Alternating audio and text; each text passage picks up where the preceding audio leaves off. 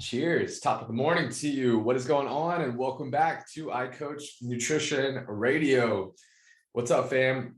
So today, guys, we're going to be diving into the question, very popular question that we get quite a bit, which is, how do I determine my macros, right? My macros here. Macros are just a fancy word, if you don't know what that means, for macronutrients, right? And macronutrients, there's three of them. There's protein, fat, and carbohydrates. And so those are the categories, if you will, that make up our total calories for the day, right? And so every single food that you eat has a macro breakdown, meaning that most foods are going to have a component of how many grams of protein is in this food, how many grams of fat is in this food, how many grams of carbohydrates are in this food.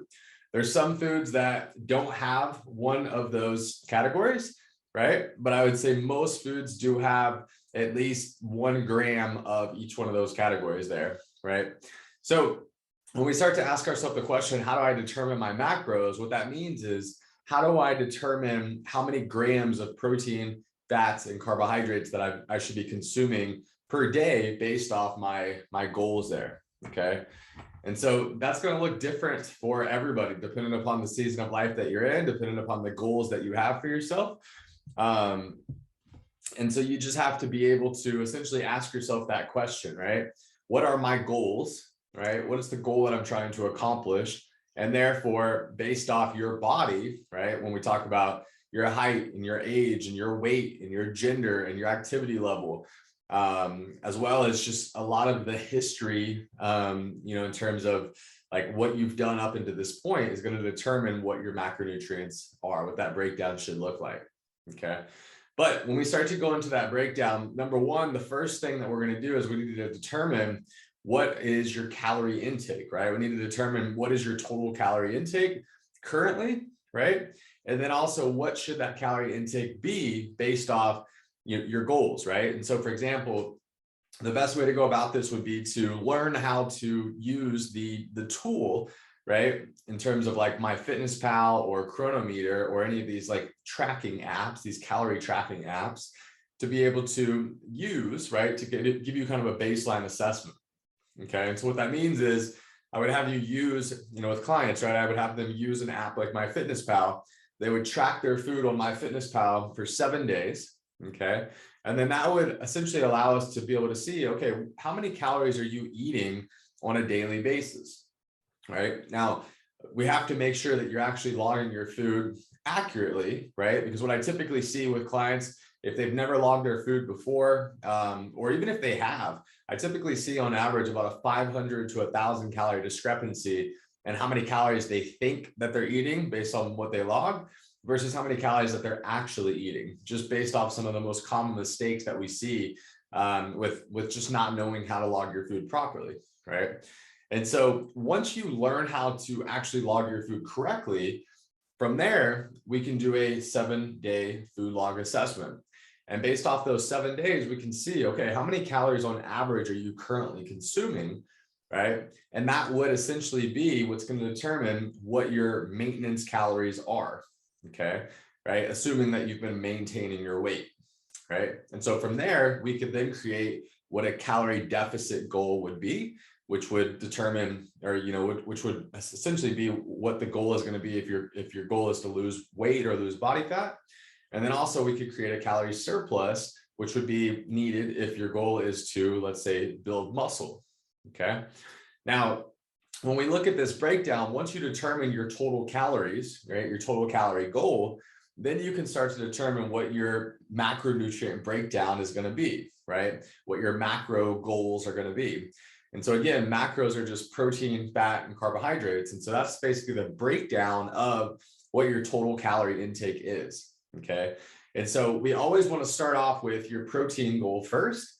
Okay. Because protein is going to be determined by mainly your body weight, or what your goal body weight is, or even going off what your lean body mass is. Okay. And so, for example, like me, I weigh about 185 pounds. Okay. And so generally speaking, an easy way to go about creating your protein macronutrient goal it would be taking your body weight, right? So if I took 185 and I multiplied that by 0.7, okay, 0.7 to 1.0, right? And so if I did 185 times 0.7, that would be, just make sure I don't get this wrong. So 185 times 0.7, that would be about 130, right? 129.5. Okay, so my protein goal would be anywhere from 130, let's call it, to 185, right? Meaning that I took my body weight and I multiplied it by 0.7, which would be 130, all the way to multiplying my body weight to 1.0, which would be 185. So that would mean that my protein goal would be to be able to consume somewhere between 130 and 185 grams of protein per day. Now, that variance there is going to be really determined on my goals as well as what my training looks like. Okay, and so when we think about that 130, that's the absolute bare minimum, 130 grams of protein per day. That would mean, honestly, that I wasn't working out. I definitely, didn't have goals in terms of trying to lose body fat or build muscle. This is honestly probably going to be my goals more when I'm like, whatever, 70, 80, 90 years old. It's just trying to eat an adequate amount of protein and not be protein deficient. Okay. Now, for me, my goals and wanting to, feel my best, look my best, perform my best, right? I'm actually more so looking for trying to be at that top end protein intake and trying to hit 185 grams of protein per day consistently. Okay.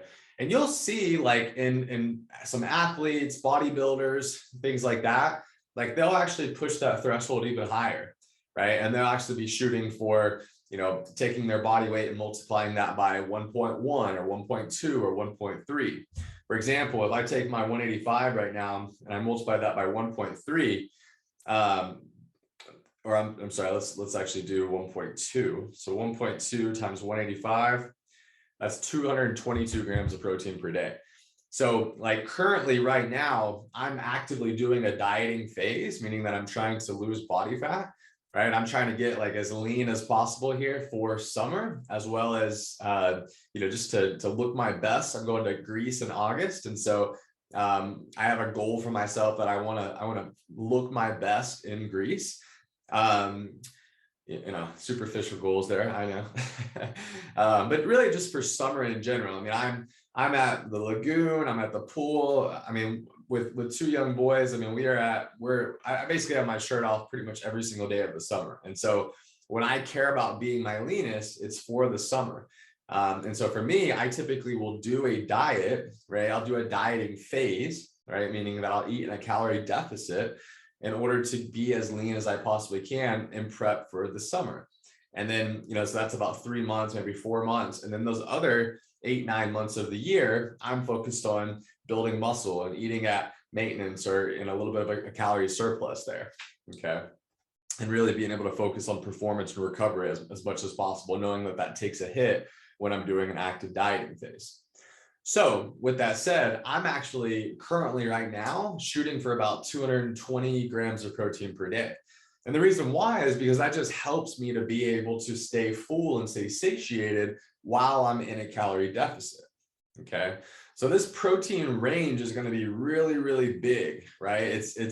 It could be as low as 130. It could be as high as, 220, 230, 240 there. So it's a big, big range. And a lot of it, again, just depends on your goals. And that's why step one is not, hey, let me try to hit this target number based off a recommendation from Justin or from one of these calculators.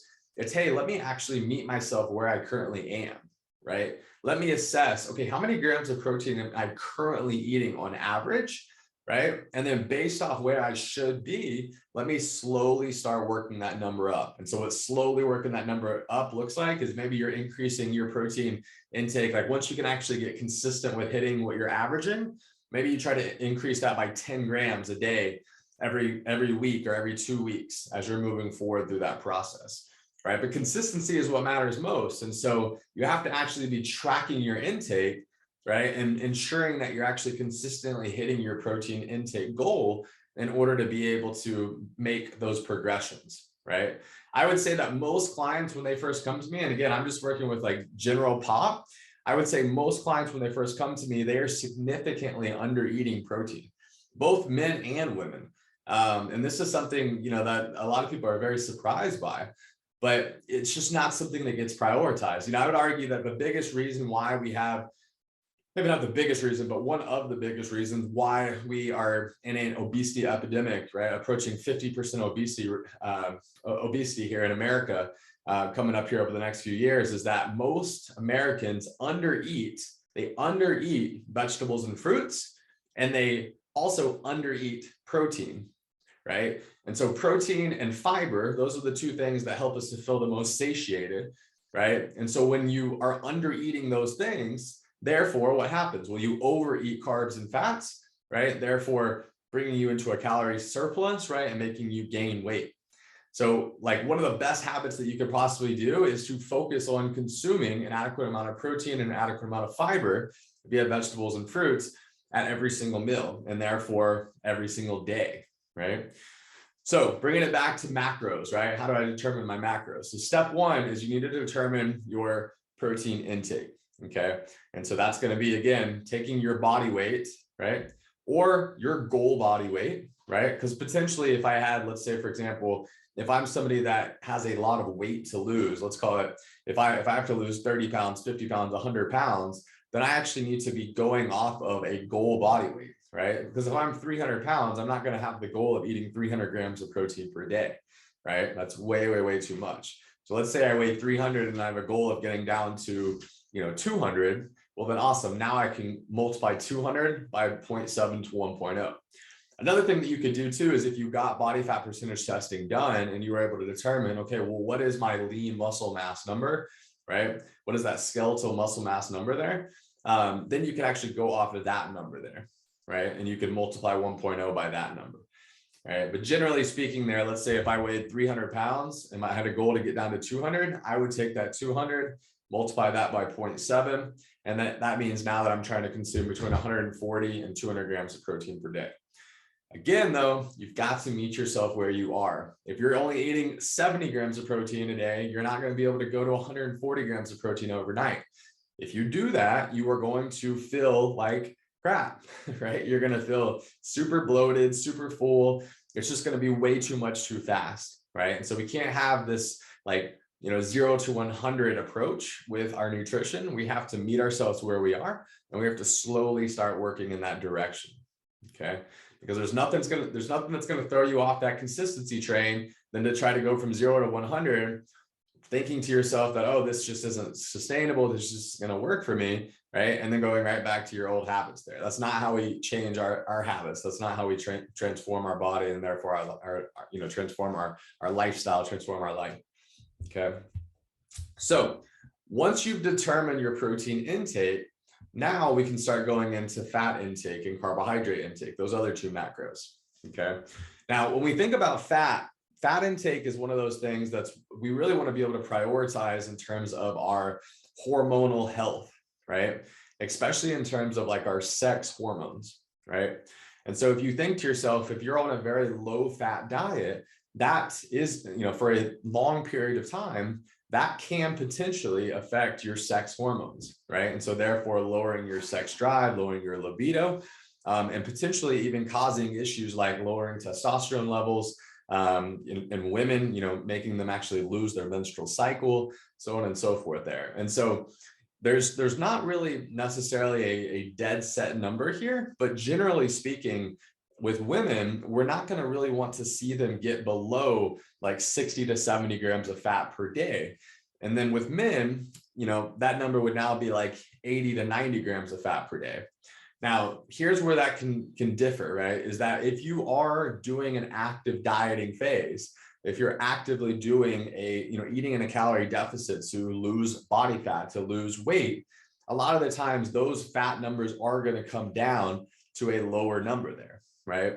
But again, the reality of that is that eating in a calorie deficit is not something that you do for long periods of time, right? The sweet spot of dieting is typically maybe 3 months or 4 months at a time of eating in a calorie deficit. And so during those times, yes, your fat intake numbers are going to come down, right? But in those other 8-9 months of the year, they're going to come right back up. Okay. And they're going to be, closer to where those more optimal numbers should be. So when we diet, it puts a very big stress on our body. It's going to ultimately make us lower both our fat intake and our carbohydrate intake. Again, though, this is not a sustainable thing. This is short-lived. And then we have to bring it back to be able to kind of restore our metabolism and live at a place that is much healthier for our body there. Okay. So carbohydrate intake, this would be that next macronutrient. And this is going to be mainly determined by your activity level, right? And how active you are. Somebody that is very, very active is going to need a lot more carbohydrates than somebody that is not active, right? And so if you're somebody that just, sits at a desk all day, you don't ever work out, you're extremely sedentary, your need for carbohydrates, aka your need for putting fuel in the gas tank, is going to be much lower than somebody that does a job that's very active, that is sitting here working out 3, 4, 5 days a week consistently. The fuel differences there are just going to be much different. No different than if I said, hey, if you're going to get in the car and drive 300 miles, you're going to need a lot more gas than somebody that's just driving down the street to the gas station, right? So think to yourself, carbohydrates are the preferred fuel source for both your brain and for your muscles there.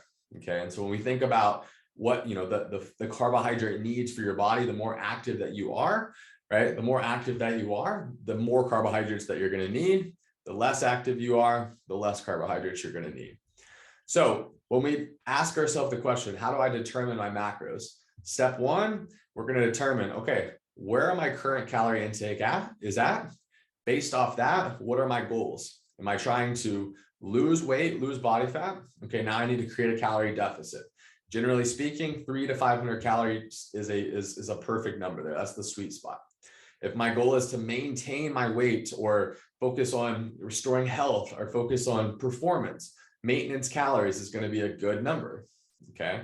And then if my goal is to put on weight, to put on muscle, I'm going to need to typically eat in a calorie surplus. And again, 300 to 500 calorie surplus is kind of that sweet spot there. So once I've determined my calories, now I can do the macronutrient breakdown, right? And so that macronutrient breakdown, again, is going to be taking your body weight or your goal body weight and multiplying that by 0.7 to 1.0.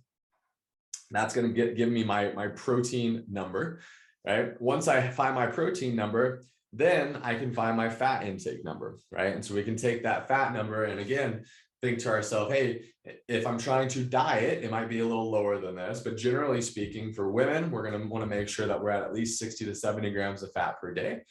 For men, we're going to want to make sure we're somewhere in that 80 to 90 grams of fat per day. And so now I've determined my protein macronutrient number, my fat macronutrient number, right? And then from there, the rest of those calories are going to come from carbohydrates. So therefore, I can now determine my carbohydrate macronutrient number. Now, when you do these breakdowns, remember that 1 gram of protein yields 4 calories, right? 1 gram of fat yields 9 calories. And then 1 gram of carbohydrate yields 4 calories. And so when I do this breakdown of, okay, here's my total calories, here's my total grams of protein, here's my total grams of fat, here's my total grams of carbohydrates. Now I can determine these are the calorie target. This is the macronutrient target, okay? Again, we don't want to necessarily think of nutrition as this very complicated math problem, right? For so many of you that are listening to this podcast and they're out here, this is like way over your head, trying to even think about these numbers and focus on these numbers. You're just really just trying to learn how to eat healthy and learn how to live a healthy lifestyle and learn how to, do it in a way that's actually like sustainable, right? So if I was to tell you to think about your macronutrients, step one is you need to learn how to actually track your food intake, right? No different than tracking your finances. You've got to start building awareness around, okay, how many calories am I actually consuming on a daily basis? How many calories are actually in the foods that I'm eating, right? And you've got to start building awareness because awareness will precede change. And regardless of what goal you're working towards, you have to start to understand how many calories you're actually consuming.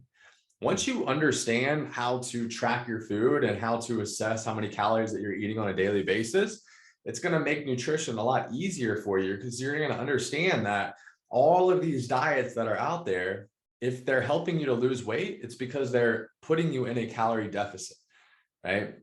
Calorie deficit is king when it comes to losing weight. Now, the way that you go about creating that calorie deficit, you can do it in a lot of different ways. You can eat less, right? That would make you eat in a calorie deficit. You can work out more, right? And now you're burning more calories. That could make you eat in a calorie deficit, right? And so there's lots of different ways to go about this in terms of altering your calorie intake.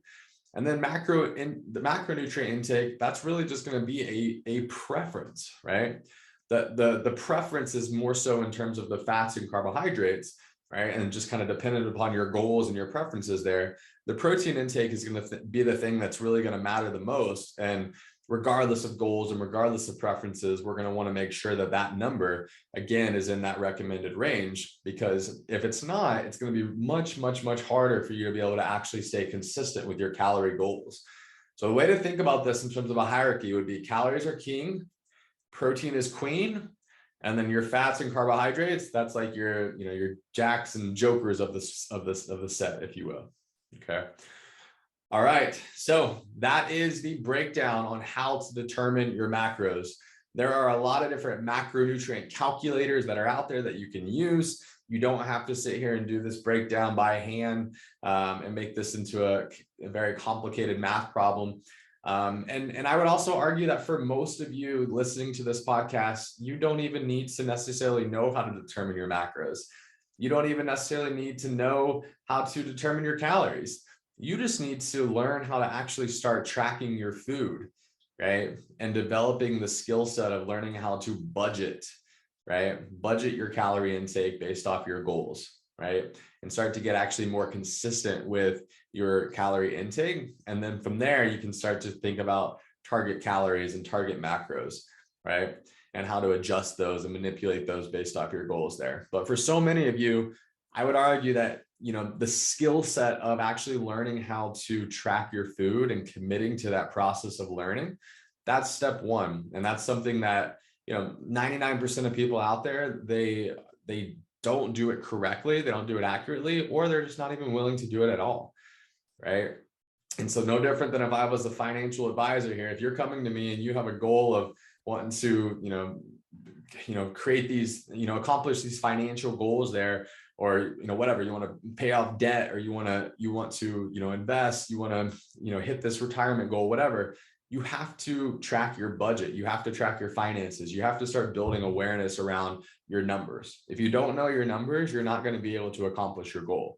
Right. And so although nutrition is about so much more than just numbers, it's about so much more than just calories and macros, right? It's about so much more than just the quantity side of the equation, right? It is a very, very important aspect in terms of being able to lose weight, maintain weight, gain weight, and really understanding how to manipulate your body composition in order to accomplish those goals there. So let me know if you have any questions about macros, how to determine your macros. If you'd want me to share some of these macro calculators, please let me know. Drop that in the comments here below.